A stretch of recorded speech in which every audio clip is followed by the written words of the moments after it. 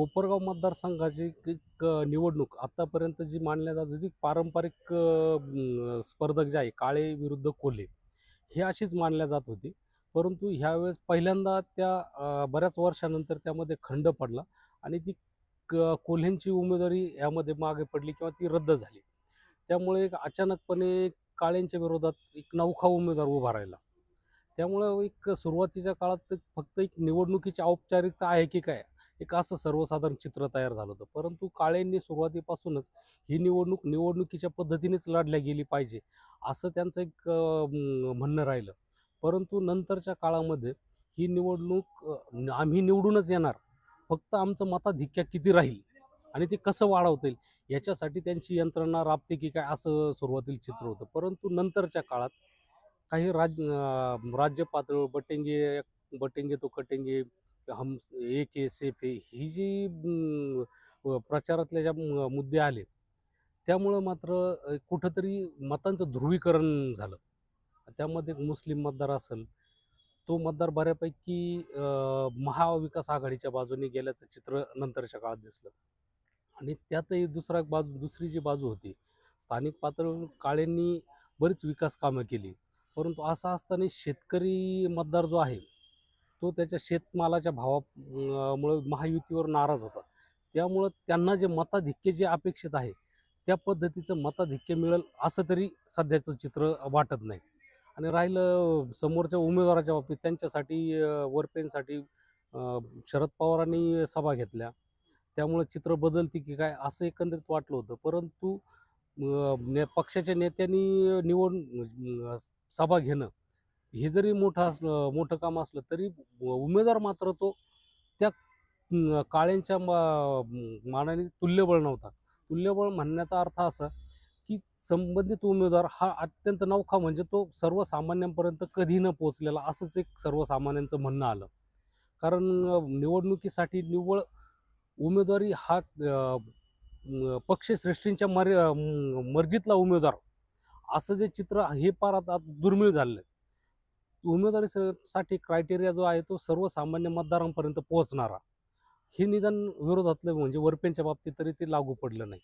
आणि त्याच्या विरोधात उलट मात्र काळेंची यंत्रणा जी आहे ती सक्षमपणे शेवटपर्यंत तैनातीत राहिली. राहिलं दुसरी बाजू कोल्हेंचा जो फॅक्टर होता. कोल्हेंनी जरी शेवटच्या क्षणी काळेंच्या बाजूनी निवडणुकीच्या प्रचारात सहभाग किंवा यंत्रणेला दिलेले आदेश हे जरी मानलं, त्यामुळं मताधिक्य वाढलं असं जरी वाटत असलं, तरी स्थानिक पातळीवर मात्र काळे आणि कोल्हे यांचे जे कार्यकर्ते आहेत, त्यांचं मनोमिलन हे आताही झालं नाही आणि भविष्यातही होईल असं काही चित्र नाही. कारण त्यांचे स्थानिक पातळीवरचे मुद्दे वेगळे असतात. त्यामुळे ते मतदार किती संख्येने काळ्यांच्या बाजूने मतदान करतील, हे तरी साशंकता निर्माण करणारं चित्र आहे. पहिल्या निवडणुकीमध्ये कोपरगाव विधानसभा मतदारसंघामध्ये दोन्ही उमेदवार हे तुल्यबळ आहेत. दोघांचे साखर कारखाने, दोघांच्या मतपेढ्या कायम एक गठ्ठा पद्धतीने राहिलेल्या आहेत.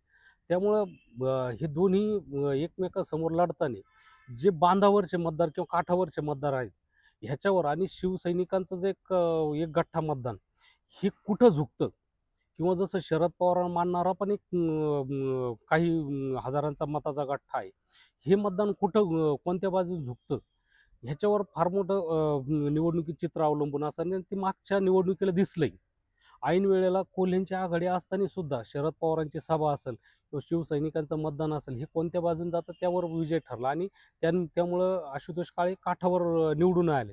परंतु ह्यावेळेस त्यांची जी अपेक्षा होती ती समोर कोल्हे नसल्यामुळे आपलं मताधिक्य कसं वाढवता येईल, आणि त्याच्यासाठी त्यांचे प्रयत्न राहिले. अजित पवारांची जी सभा होती त्यामध्ये अजित पवारांनी व्यक्तही केलं की तुम्ही काठावरचं मताधिक्य न देता अधिकाधिक जास्तीत जास्त मतांनी निवडून द्या, मी मंत्रिपद देतो. हा जो त्यांचा हे जे आव्हान होतं, हे मतदारांनी कितपत स्वीकारलं हे आता तरी सांगणं शक्य नाही. त्यामुळं ते लाखाचा आकडा मताधिक्याचा तो खरंच गाठल्या जाईल का ते सध्या तरी सांगणं, किंवा ती लगेचच ते आकड्यामध्ये परावर्तित होईल असं वाटत नाही. सुरुवातीपासून ज्यावेळेस निवडणुकीचं वारं व्हायला लागलं, तेव्हा कोल्हेंची निवडणुकीची पूर्णपणे तयारी होते. त्या पद्धतीने त्यांची यंत्रणाही कामाला लागलेली होती. परंतु ऐन वेळेला ज्या काही राजकीय घडामोडी घडल्या, त्या घडामोडीमध्ये अनिच्छेने की होत नाही कोल्हेंना थांबावं लागलं. आणि त्या अनिच्छेचा प्रकार असा होता, त्यामुळे कोल्हेंची यंत्रणा सुरुवातीला महायुती धर्म पाळेल की नाही पाळेल हे तरी सुरुवातीला दिसलंच नाही. महायुतीचा धर्म पाळणं म्हणण्यापेक्षा त्या निवडणुकीच्या प्रक्रियेत सुरुवातीच्या काळात ते कुठेही सक्रिय दिसले नाही. त्यासाठी गिरीश महाजनही आले, ज्यांना संकटमोचन म्हटलं जातं महायुतीचे, ते आले. त्यानंतरही फार फरक पडला नाही. परंतु अजित पवारांची जी एंट्री झाली आणि त्यांनी कोल्हेंची मनधरणी केली, त्यानंतरही कोल्हे खुलेपणाने मंचावर आले नाही. परंतु तरीही ते आपल्या कार्यकर्त्यांना युतीचा धर्म पाळावा असं आवाहन करीत होते. परंतु कार्यकर्त्यांनी स्थानिक पातळीवर तो आदेश कितपत आत्मसात करून तो प्रत्यक्षात मतदारांपर्यंत नेला, ह्याच्या बाबतीत मात्र किती नाही म्हटलं तरी संशय स्वतः काळेही व्यक्त करतील आणि बाहेर लोकही व्यक्त करतील. सुरुवातीपासून कोपरगावचं राजकारण जे चाललं ते काळे आणि कोल्हे ह्या दोन साखर सम्राट किंवा राजकीय घराण्यांच्या भोवतीच फिरत राहिलेलं आहे.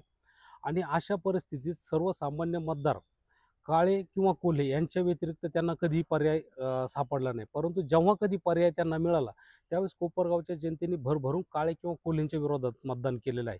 त्याचं उदाहरण म्हणजे मागच्या काही शंकरराव कोल्हे स्वतः निवडणूक लढत असताना परजणे किंवा रावसाहेब सोनवणे होते, किंवा काळेंच्या विरोधात भीमराव बडदे होते. यांच्या वेळेस ते कोपरगाव किंवा लोकांनी मतदारांनी ते विरोधात मतदान करून दाखवून दिलं.